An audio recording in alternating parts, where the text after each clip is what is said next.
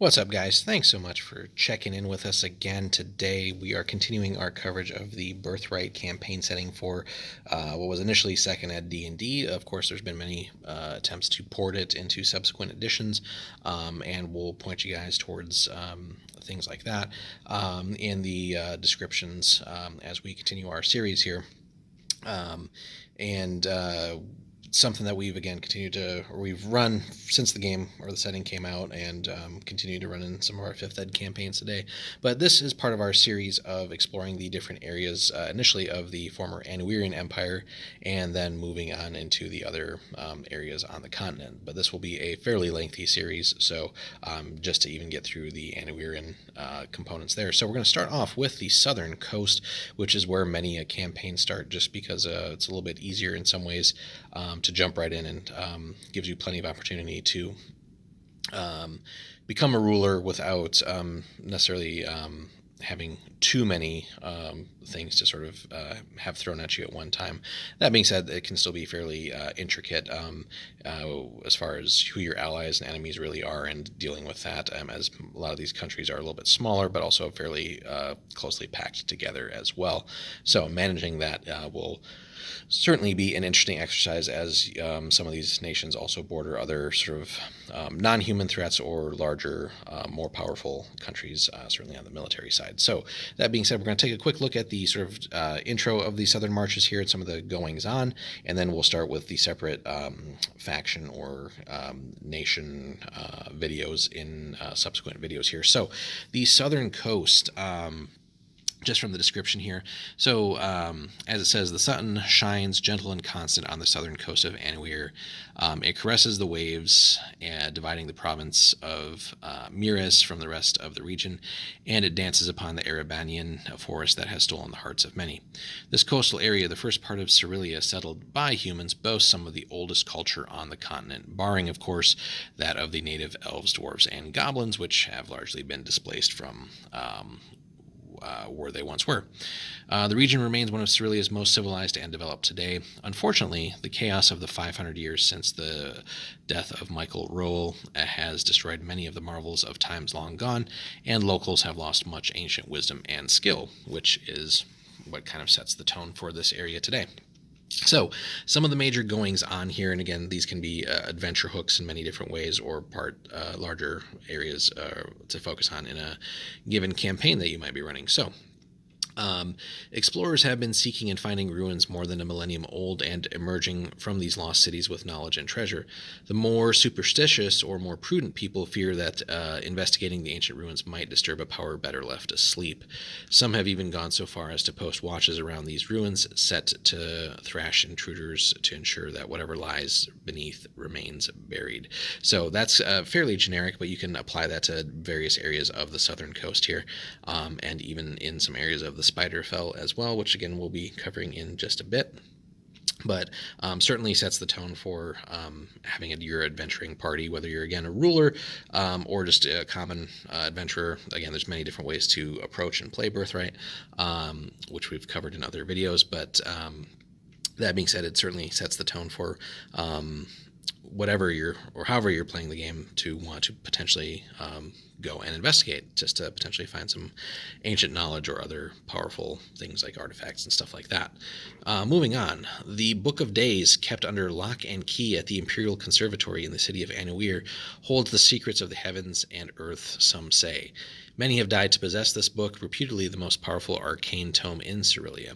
Skeptics call it valuable merely because it contains knowledge unavailable to the common man.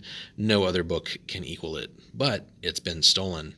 Rumors place the Book of Days somewhere in the domain of Ilion, Rosan, or Erenwe now, perhaps even taken to the heart of the Erebanian. The Imperial College of Astronomy has offered a hefty reward for its return, though officials there hope someone will be altruistic enough to return it without demanding the ransom. So a really interesting idea there. Which would certainly buy you some influence with the city and the sort of the stewards, the people that are sort of running the former imperial capital, and maybe some of the jealousy and envy of your rival rulers if you were to somehow retrieve it. And again, could certainly play some interesting political roles if you do discover it and some of the knowledge it contains, but also potentially return it. So it could be an interesting bargaining chip, but certainly would also be sort of instant fame and recognition if you were just a more common adventurer, but would, might be worth claiming that hefty reward. So that could be an interesting adventure hook there, and could lead you all over the southern coast as well. So, and certainly your party probably wouldn't be the only ones being after it. So, other things here. Rumors of war are winging their way across the southern lands, and indeed all of Anuire. The armies of Rosestone stand poised to repel an attack of Gore, or by Gore, to the north, and folks have seen the rangers of Erenwe emerging from the Erebanian to gather militia. While Ilion fortifies, the kingdoms of Diomed and Meduir rattle their swords at each other across their border. With the season of war almost upon Anuire again, the main contenders for the Iron Throne marshal their forces for another try at the ultimate prize, rulership of a reunified Anuirean empire. And again, that's an easy one to get into, certainly if you are ruling a country, because in some way, shape, or form, you're going to have to deal with your neighbors, whether they are, actively trying to attack you, or if you're being the aggressor and trying to expand your territory.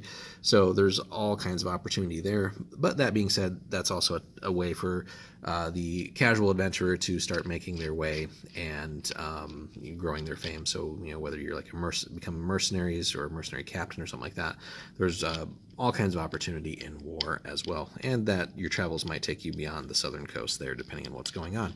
So an easy way to get started there. Also, another one.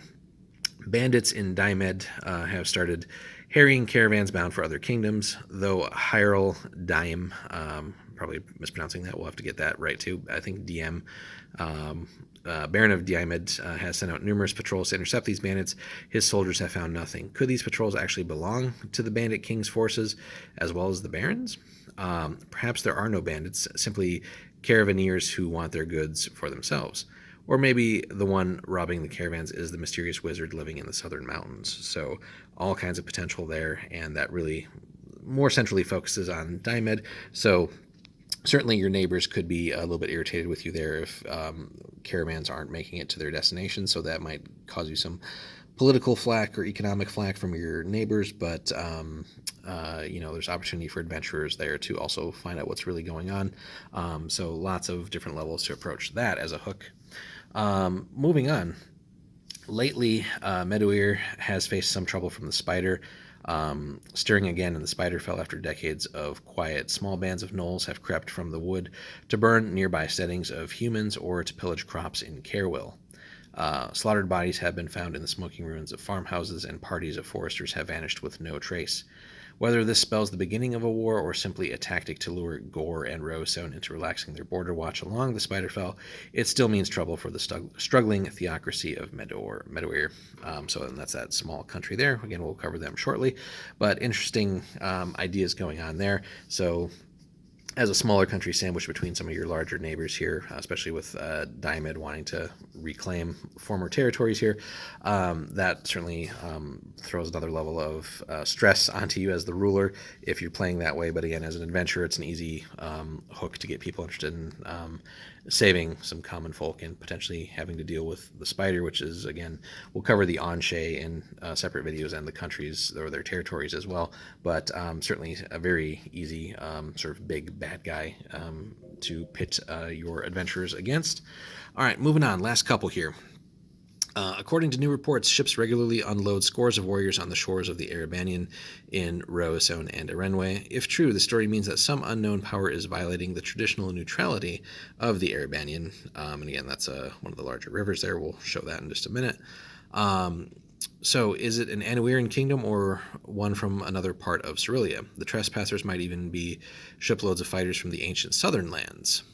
In any case, the rangers of the Erebanian likely can't muster numbers enough to hold all the invaders at bay. So depending on which country you're playing as, this could bring in different issues here. So however you want to approach this could certainly lead to some interesting possibilities there, depending on whether you're the ruler of one of the other countries or, again, just common adventurers trying to find out what's going on. Who is really sending the troops here to potentially invade? Are they, in fact, invaders? What's going on there? Are they pirates from Miras, or, again, the southern lands is basically wildly open to your interpretation, just because that never really got developed in the material that exists. But again, online community has added a little bit there. So there's all kinds of potential for that to start a nice campaign. And then finally, another one of the sort of big bad guys that we saw in the initial unboxing of the core campaign box here is the Sea Drake. So not just Sea Drakes in general, but again, the setting has sort of the prototypes of a lot of these more famous monsters. So the Sea Drake itself, rearing its ugly head again in the Straits of Ariel to the south, has begun demanding tribute from passing ships and destroying coastal villages.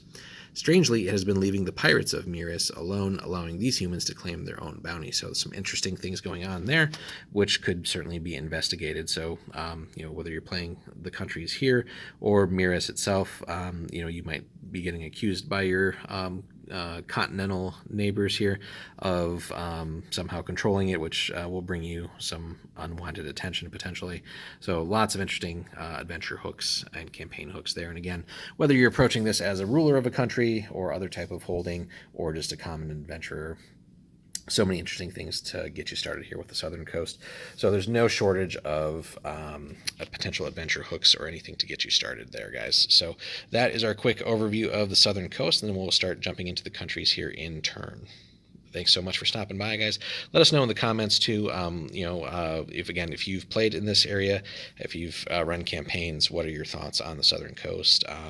Strengths, weaknesses, any interesting things you've done in your campaigns or experienced? Let us know in the comments, guys. Happy to hear from you. And again, thanks so much for stopping by. We do appreciate you coming by, and we'll look forward to seeing you in the next one.